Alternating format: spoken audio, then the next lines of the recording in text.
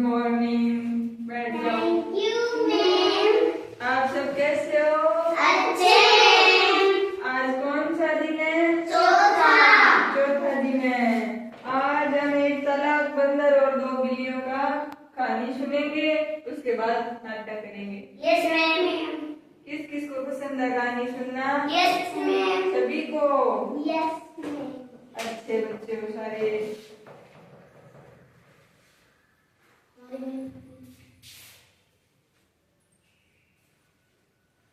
आ जाओ सारे बच्चे। थोड़ी सी पीछे हो जाओ। इधर आ जाओ।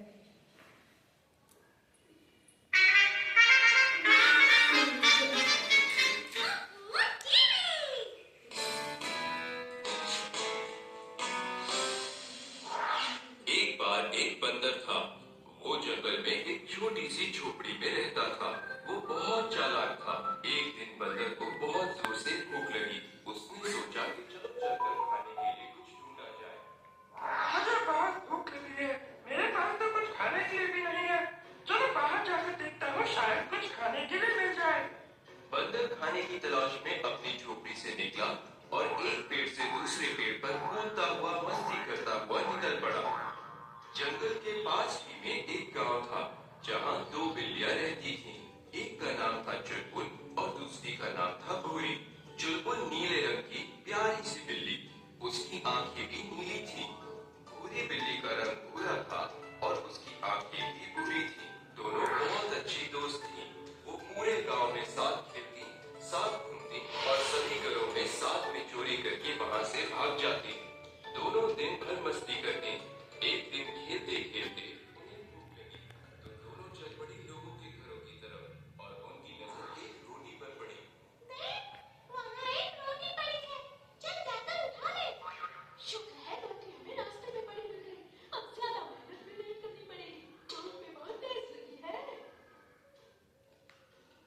बंदर की नजर भी उन बिल्लियों पर ही थी और उनके हाथ में रोटी देखकर उसके मुंह में पानी आ गया।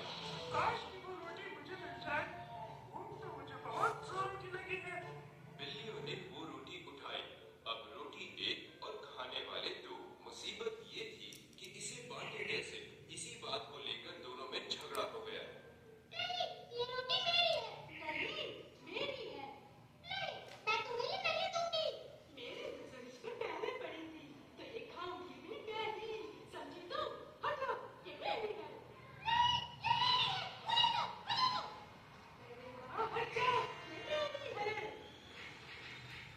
अब ये नजारा देखकर बंदर खुश हो गया और वो इन बिल्लियों की लड़ाई सुलझाने गया।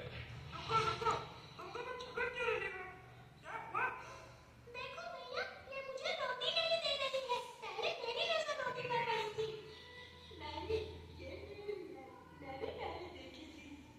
अच्छा रुको, मेरे पास एक तरकीब है।